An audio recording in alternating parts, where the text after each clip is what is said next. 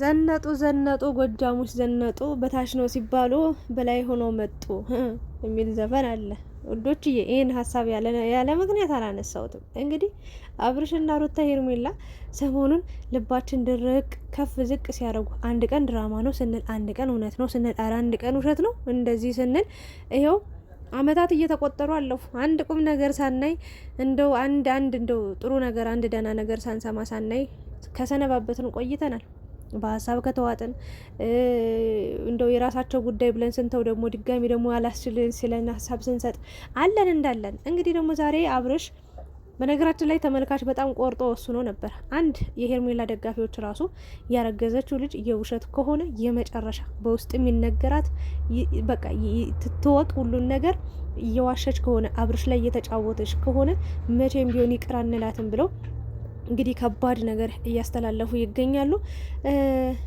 ከዛ ደግሞ አብርሽ ወደ ሩታ ከመጣ ከዚህ በኋላ በህይወታችን ውስጥ ልናይሽ አንፈልግም ብለዋል። ስለዚህ በዛው ይቀጥሉ እንጂ ድጋሚ ሩታን አግኝተው ድጋሚ ሌላ ታሪክ የሚያወሩ ከሆነ ድጋሚ ሌላ ጭቅጭቅ የሚያስነሱ ከሆነ ቃል ርግፍ አድርገን ስንረግጣቸው ነው የምንውል፣ እንሳደባለን፣ እንዘቀዝቃቸዋለን ሲባል ነበር። ሶ ያ ነገር ቅርት አለና ድጋሚ ምን ሀሳብ ይዘው መጡ? አብርሽ ሄርሜላ ሜሪ ሰበሰበቻቸው 1 ሚሊዮን ብር። በነገራችን ላይ ስለ ትናንትናው ቪዲዮ መስራት አልቻልኩም እና በጣም እየገረመኝ ነበረ። ማንነቱ እንዲነገር እንዲታወቅበት የማይፈልግ ሰው 1 ሚሊዮን ብር ተልኮላችኋል።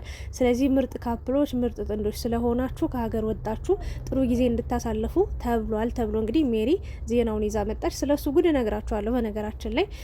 ከዛ ሩታና ዳኒ ደግሞ በሌላ ቪዲዮ ደግሞ የሆነ ተመካክረው አንድ ላይ ሁሉም ሆኖ ከዛ ለየብቻ ቪዲዮ የሚሰሩ ይመስለኛል አንዳንድ የምሬን። ከዛ ዳኒና ሩታ ደግሞ እንትናን ደስታን ፕራንክ አድርገውት ነበር። ወደ ውጭ ልንሄድ ነው፣ ፕሮሰስ ተሳክቶልናል፣ በቃ የሆነ ተመልካችንም ነው ፕራንክ ያደረጉት። በነገራችን ላይ ዩቲዩበሮች ጥጋባቸው ልነግራቸው አልችልም። ሁሉም በሚባል ደረጃ ይቅርታ አድርጉልኝና ሀገራቸው እንደው ጎንደር ምን አለ የሚጎበኝ፣ አፋር ክልል ምን አለ የሚጎበኝ፣ ትግራይ ውስጥ ምን አይነት የሆነ ደስ የሚል የሚጎበኝ ቦታ አለ፣ ኦሮሚያ ክልል ምን አይነት ባህል አለ፣ ምን አይነት የሚጎበኝ ቦታ አለ ተብሎ ጉራጌ ውስጥ ቢጠየቁ ብለው የማይመልሱ የሆነች ብር ሲይዙ የሆነች ነገር ሲይዙ በቃ ወደ ውጭ ነው የሚሉ እና ወደ ውጭ እንሄዳለን፣ ፕሮሰስ ተሳካ፣ ቪዛ መጣልኝ፣ ፓስፖርት ተሳካ፣ እንደዚህ ሆነ። መጨረሻቸውስ ምንድነው የሚሆነው? አይሄዱ እንደው ስንት ቀን እንደፎ በተለይ እነ ሩታ አብርሽ እንደው ፎክሮ አልቀረም። አንድ የሆነች ሀገር ትንሽዬ ሀገር ሂደት ብሎ ምልስ ብሎ መጣል። ያው ለመጎረር ይመቸዋል። ሌሎቹ ግን እኔ አንዳቸውም የትም ሲሄዱ አላየዋቸውም። እና ጉረኛ አትሆኑ ለማለት ነው። ከሀገር መውጣትም ብርቅም አይደለም። እኛም ወጠን አይተነዋል ለማለት ነው። እኩል ነን እና እንደዛ ነበረ። ከዛ አሁን ደግሞ ሁሉ ነገር ዝም ካለ በኋላ ጸጥ ካለ በኋላ ሩታም የፈለግኩትን አረጋለሁ ካለች በኋላ አብርሽም እንደፈለግሽ ካላት በኋላ ድጋሚ ደግሞ ዛሬ ጽጌ ሌላ አዲስ ርዕስ ከፍታለች። እንግዲህ ከሩታና ከሄርሜላ ማን ነው የምትመርጠው? በመሀል ልጅ መጎዳት የለበትም። ሩታም ማርግዣለሁ እያለች ነው፣ ሄርሜላም ማርግዣለሁ እያለች ነው። ስለዚህ ስሜት ማንጋ ነው? ሩታ ጋር እልህ ውስጥ ተጋብተ ነው ወይ ሄርሜላን የመረጥከው ወይንስ ደግሞ ትክክለኛ ፍቅር ኑሮብ ነው ወደ ሄርሜላ እየሄድከው በማለት ጥያቄ ጠይቀዋለች። እሱም እኔ እውነት ለመናገር ከሆነ ማለት ነው መናገር ከብዶታል፣ መወሰን ከብዶታል። በዚህ ሰዓት በዚህ ወቅት እንግዲህ ከባድ ጭንቀት ላይ እንዳለ ነው እየተረዳ የሚገኘው። ለጽጌም ጥያቄ አቅርቦላታል። ያው አዝማሚዋ ከሄርሜላ ጋር ደስታዬ ነው እንደማለት ነው። አንተ የመረጥከው ምርጫዬ ነው ማለት ሄርሜላን እንደምትፈልግ ወይ ደግሞ ከሄርሜላ ጋር እንዲቀጥል እንደምትፈልግ ተናግራለች። የሷ ምላሽ እንዴት እንደዚህ ሊሆን ቻለ? ሄርሜላን አታውቃትም። በነገራችን ላይ ከሩታ ጋር ነው የሚግባቡት፣ ከሩታ ጋር ለሆነ ጊዜም ቢሆንም ክፉም ደግም አብረው ያሳለፉት እና በአንዴ እንዴት ሄርሜላ ትሻላለች ልትል ቻለች የሚለውን ሀሳብ እንሰጥበታለን። ከዛ በፊት ግን አብርሽ እንግዲህ እውነት ለመናገር ምንም አይነት ደስታ እንደሌለው ከካሜራ ጀርባ ከሰዎች ርቆ ሸሽቶ በጣም በሀዘን በእንባ በመከፋት በቁጭት በጸጸት እንደሚኖር ወይ ደግሞ ብቻ እንደሚከፋ ነው የተናገረው። ይሄ ታዲያ ምን ሊሆን ቻለ? አሁን ላይ ከሄርሜላ ጋር ደስተኛ ነኝ፣ ጥሩ ህይወት እየኖርኩ ነው፣ ጥሩ መንገድ ላይ ነኝ ካለ ታዲያ ሌላ ምን የሚያስከፋው ነገር ኖረ? ምን ችግር መጣ? ምን ችግር አጋጠመው? ምንስ ነው በዚህ ልክ እንዲከፋው ያደረገው ሲባል እኔ ግራ ይገባኛል። አሁን አብርሽ ሄርሜላን ሩታን እንደማይጠላት ነው የተረዳሁት። የእውነት ለመናገር ግን ይመስለኛል ሪስፔክት አላረገችኝም። ሄርሜላ ከሩታ የተለየችበትን መንገድ ወይ ደግሞ ልዩ ያረጋት ወይ ደግሞ ምርጫው የሆነችው በጣም ሪስፔክት ታደርገኛለች ብሏል። ያ ማለት ያው ሁሉንም እሺ ነው የምትለው። ሄርሜላን አይታችኋት ከሆነ በጣም ትሁት ናት፣ በጣም ጥሩ ሰው ናት፣ በጣም ንጹህ ሰው ናት ብለሃል። በነገራችን ላይ አብርሽ ያው በሰዓቱ ስለ ሩታም እንዲህ ነበረ ቃላት አሳማምረ ቃላት መርጠ በሚገባ ደስ የሚል ቃላት ነግረህ ያሞጋገስካት፣ ያደነካት፣ ያበረታታት ካንተ ጋር እንድትሆን የጀነጀንካት በቃ ብቻ ባጭሩ ካንተ ጋር እያለች በጣም ጥሩ ቃላቶችን እየመረጥክ ነበር ምትላትና ዛሬ ላይ ሄርሜላን ሩታን ለሩታ ያልከውን ቃላት በሙሉ ሄርሜላ ላይም እየተጠቀምክ ነው ያለው እና እውነትህን ነው። አዎ ሄርሜላ በጣም መልካም ሰው ናት። የእውነት ለመናገር እስካሁን ክፋትም ምናምንም አላየንባትም። አዎ ምክንያቱም እንዲታየባት እንዲታወቅባትም ስላልፈለገችም ሊሆን ይችላል ያልወጣባት።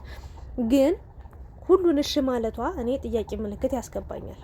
ሁሉንም እሺ ነው የምትለው። የእውነት አሁን አብረን እንደር፣ እሺ አሁን ሽምግልና ይላክ፣ እሺ አሁን እንጋባ፣ እሺ አሁን ሰርግ ይደገስ፣ እሺ አሁን እኔ ሩታ ጋር መሄድ ፈልጋለሁ፣ እሺ ልጄን ማግኘት ፈልጋለሁ፣ እሺ የሆነ እንዴ አንድ ሰው የሆነ ነገር እምቢኝ አይልም? እስኪ እንደው ዝም ብላችሁ ስትፈርዱት በዚህ ልክ እንዴት ነው መቶ በመቶ አንድ ሰው ትክክለኛ ሊሆን የሚችለው? አንድ ሰው 100% እንዴት ነው እውነት ብቻ ሊያወራ የሚችለው? አንድ ሰው እንዴት ነው ለአንድ ሰው እንደዚህ 100% ምቹ ሊሆን የሚችለው? እኔ ቅርታ አድርጉልኝና አንድ ሰው እንኳን እሷ ሴት ልጅ ሆና ወንድ ልጅም ቢሆን እምቢ የሚለው ነገር ሊኖር ይገባል ብዬ አምናለሁ። የማይስማማበት ሀሳብ ሊኖር ይገባል። እሺ ሄርሜላ አሁን ላይ በፍቅር እያሉ ሁሉንም እሺ ብላ ሄደች። ታዲያ ነገ ህይወታቸው ምን ሊሆን ነው የሚለው እኔ አላስብም ከዚህ በኋላ። ምክንያቱም የራሴ ህይወትም የሚያስጨንቀኝ የሚያሳስበኝ ነገር አለ። ስለ ራሴ ነው የማስበው። ግን ሁሉን እሺ ማለቷ እንደኔ ትሁት ናት፣ ልበቀና ናት፣ ጥሩ ሰው ናት ምናምን ብዬ አልናገርም። እንደዛም አያስብልም። ሰው የሚባለው የሆነ ሀሳብ አላግባባው ሲል በሆነ ሀሳብ የሆነ ነገር ሲሆን ቅሬታ ሲኖርበት ምናምን እንጂ ሁሉን እሺ የሚል ከሆነ ያን ሰው ብቻ ለማስደሰት እንጂ ለራሱ ደስታ የለውም። ሄርሜላን እኔ የተረዳኋት አሁን አብርሽን ለማስደሰት ሁሉንም እሺ ትላለች ምናምን፣ ግን ለራሷም ራሱ ደስታ ያላት አይመስለኝም። እና አብርሽ ደግሞ ደስተኛ አይደለም። ለምን መሰላችሁ? ሩታ ያ ሁሉ ዋጋ ከፍላ ያ ሁሉ ደረጃ አድርሰው ዛሬ ላይ እሷን እጥፍ ብሎ ከሄርሜላ ጋር ሲሆን ምን አይነት ስሜት ይሰማዋል? ስታስቡት ብዙ ትዝታ እኮ አለ። ከአንድ ሰው ህይወት በዚህ ፍጥነት መውጣት ይቻላል እንዴ? ከአንድ ሰው ህይወት በዚህ ልክ ርቆ ሂዶ በዚህ ፍጥነት መርሳት ይቻላል? እንዲያሳልፈውን አይቻልም። ብዙ ትውስታዎች ይመጡበታል። እና አሁን ላይ እንግዲህ ጽጌ ጥያቄ ጠይቀዋለች። ማንን ነው የምትመርጠው? ተመልካችም እየጠየቀኝ ነው። ቲክታክ ላይም ሲገባ ዩቲዩብ ላይም ጠይቂያቸው ብለውኛል። እኔ አንተን ነው ማቀርበው፣ አንተን ነው ብዙ ቀረቤታ ያለኝና እንዴት ነው ነገሩ በማለት ጠይቀዋለች። ግራ ገባኝ አለች። እኔ ሩታን የምታፈቅራት ይመስለኛል፣ ግን እልህ ይዞ ሄርሜላ ጋር ይሄድክ ይመስለኛል።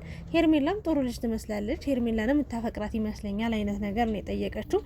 እሱ ደግሞ ማንን ይመስልሻል ብሎ ነው ጥያቄ የጠየቃት። ግራ ያጋባል። እኔ መወሰን ማየት አልቻልኩም ብላ ነው።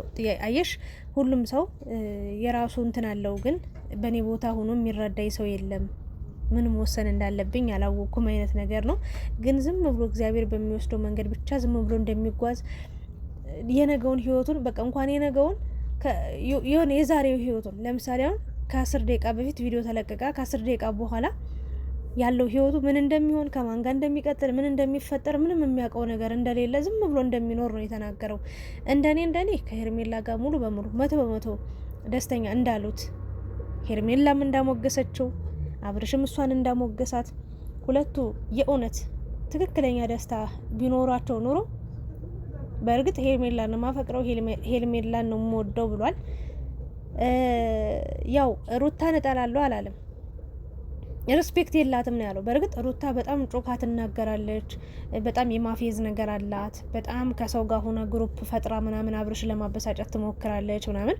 ያ ነገሯ አይመቸኝም። እኔም እንኳን እሱ ማለት ነው ሶ ሩታ ጋር ያለው ልጅ ስትለው እዚህ ጋር ሄርሜላ ጋም እኮ ልጅ አለ አይነት ነገር ነው ያለው። ስለዚህ አሁን ምንድነው ሩታ ጋም አለ ሄርሜላ ጋም ልጅ አለ። ቢያንስ ያኛው አድጓል፣ እያደገ ነው።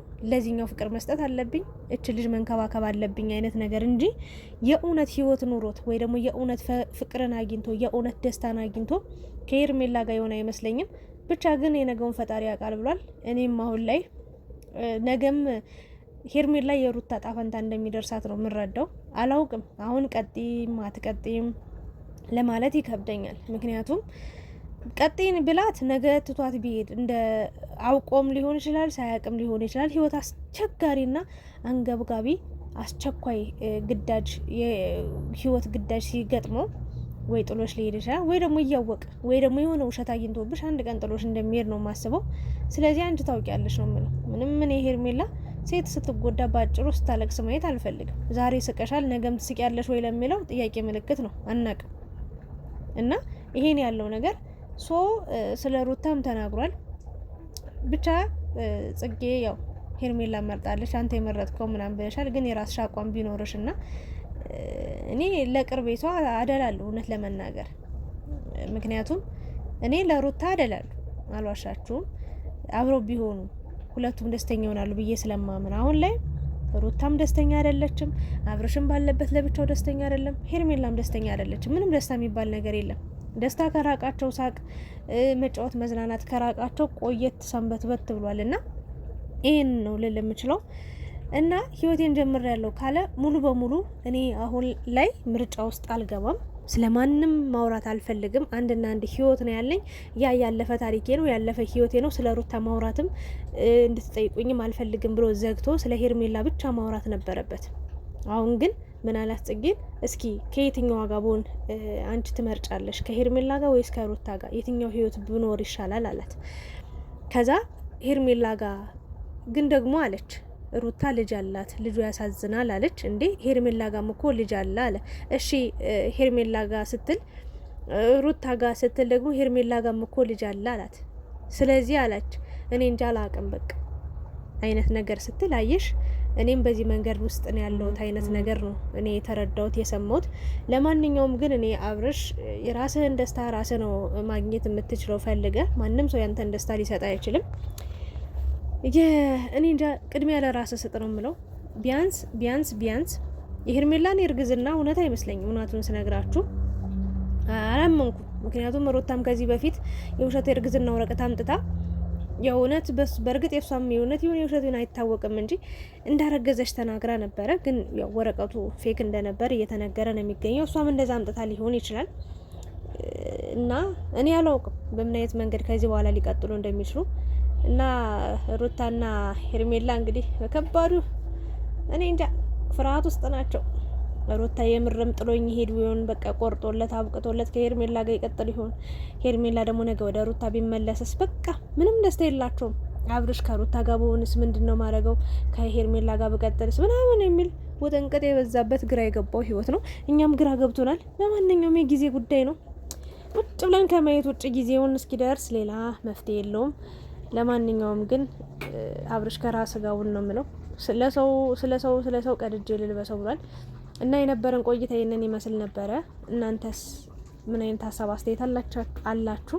ስለነበረን ቆይታ እያመሰገንኩ ሀሳብ አስተያየታችሁን ኮሜንት ላይ አስቀምጡ። ላይክ፣ ሼር፣ ሰብስክራይብ እያደረጋችሁ ውጡ። እወዳችኋለሁ። ሰላም አምሹልኝ።